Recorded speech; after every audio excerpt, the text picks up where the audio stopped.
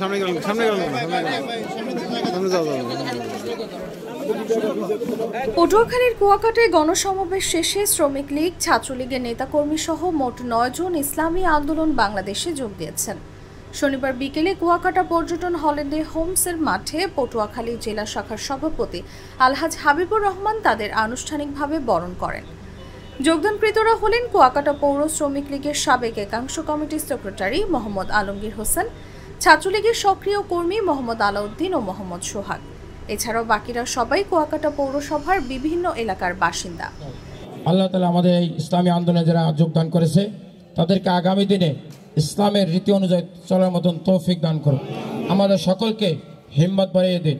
সন্ত্রাস এবং দুর্নীতিবাজদের বিরুদ্ধে হিম্মত বাড়িয়ে কাজ করার তৌফিক দান করুক। এই প্রোগ্রামে অনেকেই জনতা হিসাবে আমার কাছে আসছে ইসলামী আন্দোলনে যোগদান করবে, ইসলামী আন্দোলনে যোগদান করতে পারে। এখন যারা ইসলামী আন্দোলনে যোগদান করছে, আমরা এই বর্তমান যে সরকার যে পতন হয়েছে, যে সরকার আওয়ামী লীগ সরকার, তাদেরকে আমরা সব থেকে বেশি ঘৃণা করি। কারণ তারা এদেশের জুলুম থেকে শুরু করে আলেম ওলামা, পীর মাশায়েখ, বিরোধী দল বলেন, অর্থাৎ এক কথায় যে তার কথা শোনে না, তাকে গোলাম বানানোর জন্য যা দরকার তাই করছে। আর এই কাজে যারা সহযোগিতা করছে তারাও ইসলামী আন্দোলনে যোগদান করার যোগ্যতা রাখে না। যদি এখানে দুই একজন থেকে থাকে এরকম, আমরা তদন্ত করব। তদন্ত করার পরেই হয়তো তাদেরকে আমরা বহিষ্কার করব। আর ইসলামের দৃষ্টিতে একটা বিষয় আছে যে কাফেরও মুসলমান হতে পারে তওবা করলে। এখন আমরা একটা শুনেছি যদি তওবা করে তাহলে সে ইসলামী দল করতে পারবে। এখন বিএনপি এবং আওয়ামী লীগ বিগত আওয়ামী লীগের বিরুদ্ধে বিএনপি অনেক আন্দোলন করছে, আমরাও কিন্তু আন্দোলন করছি, কিন্তু সেই আন্দোলন কিন্তু দলীয়ভাবে সফল হয়নি। সফল হয়েছে ছাত্রদের আন্দোলনের মাধ্যমে। কারণ ছাত্ররা যে বিষয়গুলো নিয়ে আন্দোলন করছে, এই আন্দোলনের সাথে আমরা একমত হয়ে গেছি সবাই, এই জন্য তাদের আন্দোলনটা বিজয় করছে।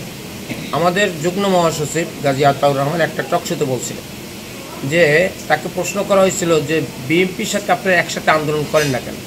উনি বলছিলেন যে বিএনপি এদেশে সন্ত্রাসী করছে, আওয়ামী লীগও সন্ত্রাসী করে। এখন আওয়ামী লীগ ক্ষমতায় আসে বিদায় আমরা তাদের বিরুদ্ধে কী করি, আন্দোলন করি। কিন্তু বিএনপি বিগত দিনে যে সন্ত্রাসী দুর্নীতি এদেশ থেকে চাঁদাবাজি করছে, এর জন্য কি তারা ক্ষমা চাইছে? চায় নাই। এইটা এর থেকে কি তারা ফিরে আসবে বলছে? তা বলে নাই। সুতরাং যে তারা যে ভালো হয়ে গেছে এটা আমরা বুঝলাম কেন। এই জন্য কিন্তু আমরা বিএনপির সাথে আন্দোলন করিনি। আর যারা এদেশের সন্ত্রাস করবে, মানুষের উপরে জুলুম করবে, নির্যাতন করবে, এদেশের টাকা লুটপাট করবে, তাদের জায়গা ইসলামী আন্দোলন নাই। কারণ ইসলামী আন্দোলন চায় সন্ত্রাস মুক্ত একটা দেশ করে। কেন সন্ত্রাস মুক্ত যদি দেশ হয় তাহলে দুর্নীতি মুক্ত হয়, আর দুর্নীতি মুক্ত হলে সেটা একটা কল্যাণকর রাষ্ট্র হয়। আর দুর্নীতি করার জন্য হাতে রইলে কি সন্ত্রাস, কোনো সন্ত্রাসে ইসলামী আন্দোলনে যোগদান করতে পারবে না। হয়তো আনুষ্ঠানিকভাবে অনেকে আসতে পারে, কিন্তু আমাদের তদন্ত যদি ধরা খায় সে সন্ত্রাসী বা দুর্নীতিবাজ বা ইসলাম বিরোধী, তাদেরকেও আমরা দলে রাখবো।